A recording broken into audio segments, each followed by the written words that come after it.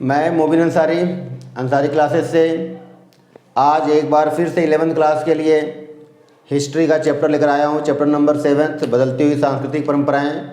इसका first part मैं बना चुका था, आज सेकंड पार्ट है। आज सबसे इम्पोर्टेंट क्वेश्चन है जो 8 मार्क्स का आता है और ये लगभग आता ही है क्योंकि इस चैप्टर में ये सबसे इम्पोर्टेंट क्वेश्चन है। क्वेश्चन है कि पुनर्जागरण से आप क्या समझते हैं और यह सर्वप्रथम इटली में ही क्यों प्रारंभ हुआ। दोबारा सुनना है, क्वेश्चन में बोल रहा हूँ कि पुनर्जागरण से आप क्या समझते हैं और यह सर्वप्रथम इटली में ही क्यों हुआ। ठीक है, मैं क्वेश्चन केवल लिख दे रहा हूँ, मतलब थोड़ा सा लिख दे रहा हूँ, बाकी आपको याद रखना है पूरा। क्वेश्चन है कि पुनर्जागरण क्या है।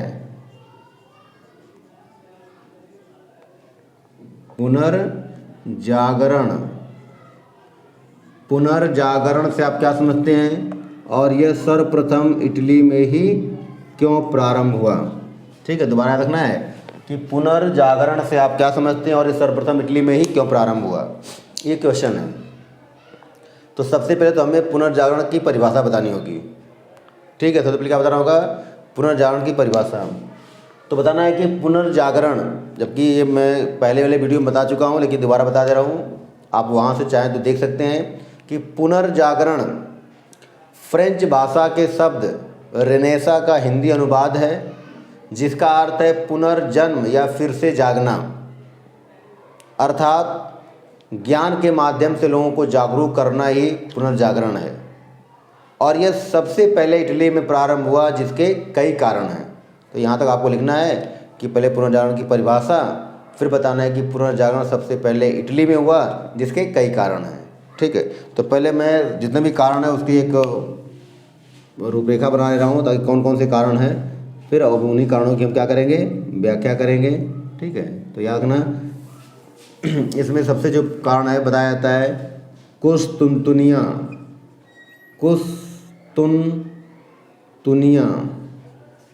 ठीक है, पहला है कि कुस्तुनतुनिया पर तुर्कों का अधिकार। ठीक है, तो ये पहली हेडिंग हो गई कि कुस्तुनतुनिया पर तुर्कों का अधिकार। दूसरा है स्वतंत्र नगरों का उदय। स्वतंत्र नगरों का उदय। फिर बताना है कि महान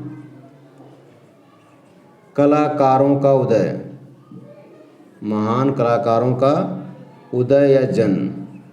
ठीक, फिर बताना है राजाओं द्वारा संरक्षण।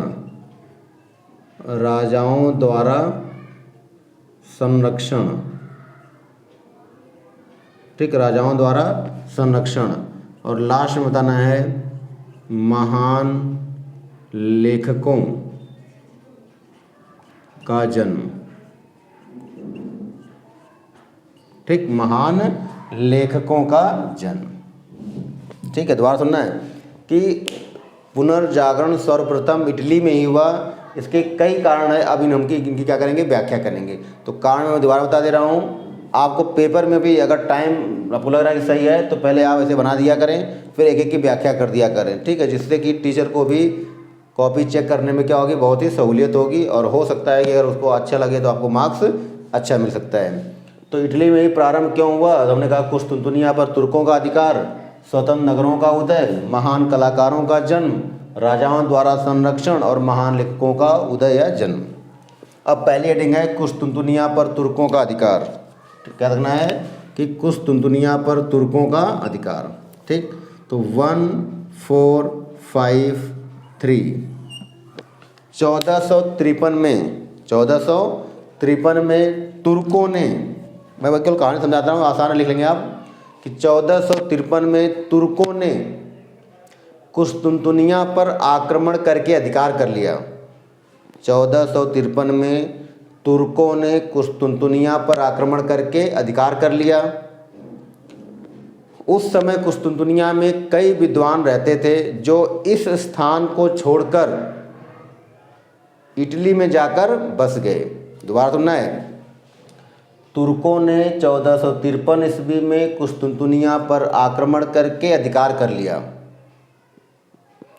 और कुस्तुनतुनिया में अनेक विद्वान रहते थे जो कुस्तुनतुनिया को छोड़कर इटली में जाकर बस गए।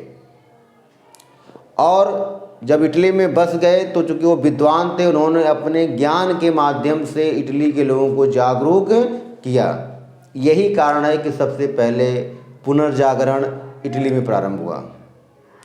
एक बार मैं दोबारा बता रहा हूँ, आपको क्या करना है कि वीडियो को रोक करके पॉज करके फिर देखना है, फिर लिखना है। मैं दोबारा बता, क्योंकि लिखने में फिर बहुत टाइम लग जाता है और वीडियो लंबी हो जाती है, तो इसलिए मैं बता दे रहा हूँ कि 1453 में तुर्कों ने कुस्तुनतुनिया पर आक्रमण करके अधिकार कर लिया। अगर पॉइंट वाइज लिखना है तो पहला पॉइंट। दूसरे में बताना है कि कुस्तुनतुनिया में अनेक विद्वान रहते थे जो तुर्कों के कारण कुस्तुनतुनिया को छोड़कर इटली में जाकर बस गए। ये दूसरा पॉइंट। तीसरे में बताना है कि इन विद्वानों ने अपने ज्ञान के माध्यम से इटली के लोगों को जागरूक किया, इसलिए इटली में ही सबसे पहले सबसे पहले पुनर्जागरण प्रारंभ हुआ। ठीक, तो ये हो गया आपका कुस्तुनतुनिया पर तुर्कों का अधिकार। तो ये भी एक कारण बना इटली में पुनर्जागरण का। अगर शायद ये न होता तो यहाँ से न जाते और शायद नहीं होता, लेकिन शायद नहीं है, फिलहाल में हुआ। दूसरी हेडिंग क्या है? स्वतंत्र नगरों का उदय। हेडिंग क्या है? स्वतंत्र नगरों का उदय। बताना है कि इटली में अनेक स्वतंत्र नगरों का उदय हुआ, जिसमें याद रखना, एक तो रोम,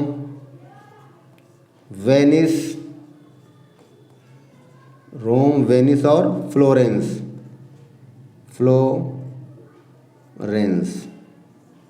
ठीक है, बताना है कि इटली में अनेक स्वतंत्र नगरों का उदय हुआ, जिसमें नाम बताना है रोम, वेनिस, फ्लोरेंस।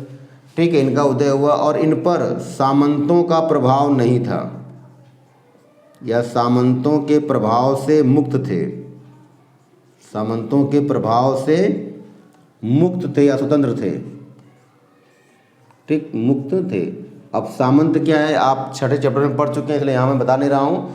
सामंत क्या था? जैसे एक पूरे क्षेत्र पर उनका अधिकार होता था, वहाँ का शासन प्रशासन सब वही चलाते थे और उन्हीं की मर्जी से लोग काम करते थे। तो यहाँ बताना है केवल कि इटली में अनेक स्वतंत्र नगरों का उदय हुआ, जिनमें रोम, वेनिस, फ्लोरेंस प्रमुख थे, और ये राज्य या नगर सामंतों के प्रभाव से मुक्त थे, अर्थात इन पर सामंतों का कोई प्रभाव नहीं था। ठीक, इसलिए यहाँ के रहने वाले लोगों ने स्वतंत्रता पूर्वक अपने विचारों को एक दूसरे के सामने प्रस्तुत किया या प्रकट किया, जिससे लोगों में जागरूकता उत्पन्न हुई। एक बार दोबारा सुनना है। इटली में अनेक स्वतंत्र नगरों का उदय हुआ, जिनमें रोम, वेनिस, फ्लोरेंस प्रमुख थे। ये नगर सामंतों के प्रभाव से मुक्त थे, इसलिए यहाँ के लोगों ने स्वतंत्रता पूर्वक अपने विचारों को एक दूसरे के सामने प्रस्तुत किया और इन्हीं की वजह से यहाँ के लोगों में जागरूकता उत्पन्न हुई। ठीक, तो ये हो गया आपका स्वतंत्र नगरों का उदय। जो मैं बता रहा हूँ मैं आराम से बोल रहा हूँ, आपको इनको आराम से सुनना है और फिर नोट डाउन करना है। ठीक है, तो ये हो गया स्वतंत्र नगरों का उदय। अब बताना है महान कलाकारों का जन्म। तो मैं इसे मिटा दे रहा हूँ ताकि लिखना आसान हो जाए। ठीक है, तो 2 पॉइंट हो गया हमारा, कुस्तुनतुनिया और स्वतंत्र नगरों का उदय। अब हमें पढ़ना है कि महान कलाकारों का जन्म। बताना है कि इटली में अनेक महान कलाकार पैदा हुए।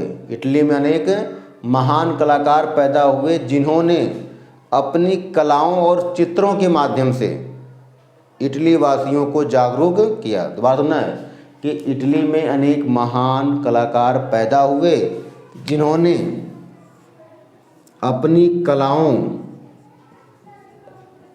और चित्रों के माध्यम से, ठीक, चित्रों के माध्यम से लोगों को क्या किया? जागरूक किया। क्या किया? लोगों को जागरूक किया। ठीक, दोबारा सुनना है। बताना कि इटली में अनेक महान कलाकार पैदा हुए। इन कलाकारों ने अपनी कलाओं और चित्रों के माध्यम से इटली के लोगों को जागरूक किया। इन कलाकारों में कुछ के नाम मैं लिख रहा हूँ। इन कलाकारों में जैसे एक नाम है माइकल एंजेलो,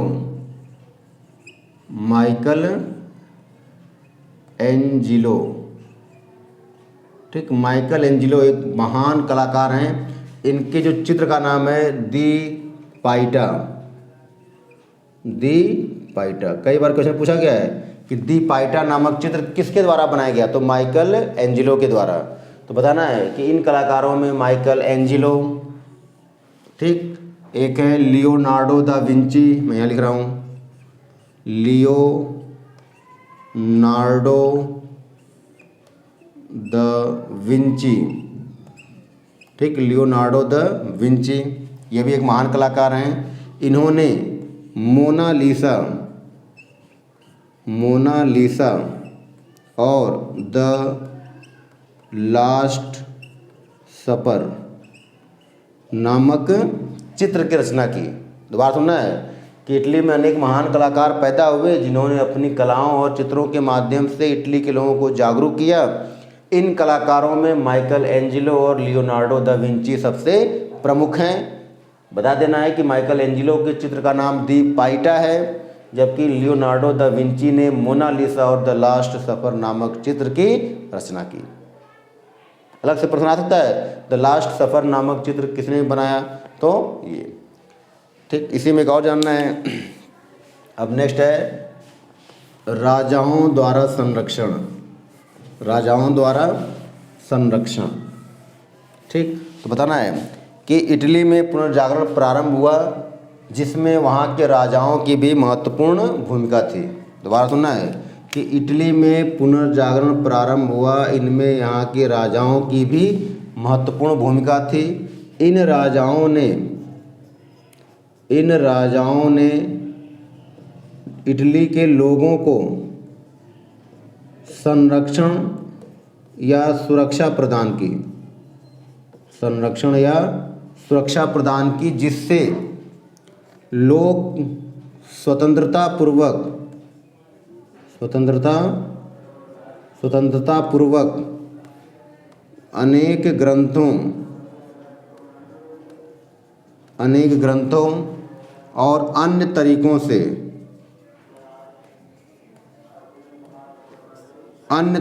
से लोगों को जागरूक करने का प्रयास किया। लोगों को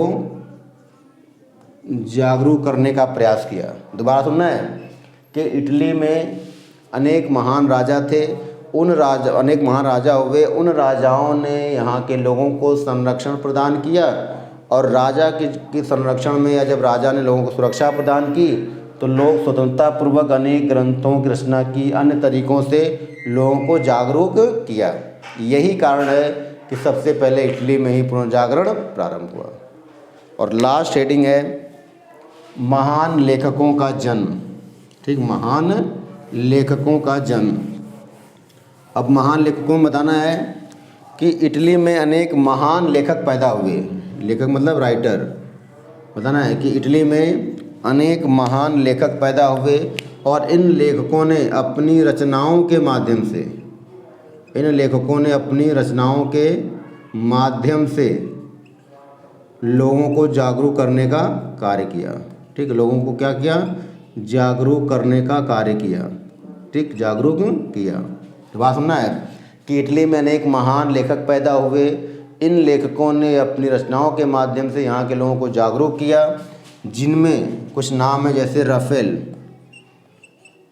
ठीक, राफेल, एक है पेट्रार्क, ठीक, पेट्रार्क, दांते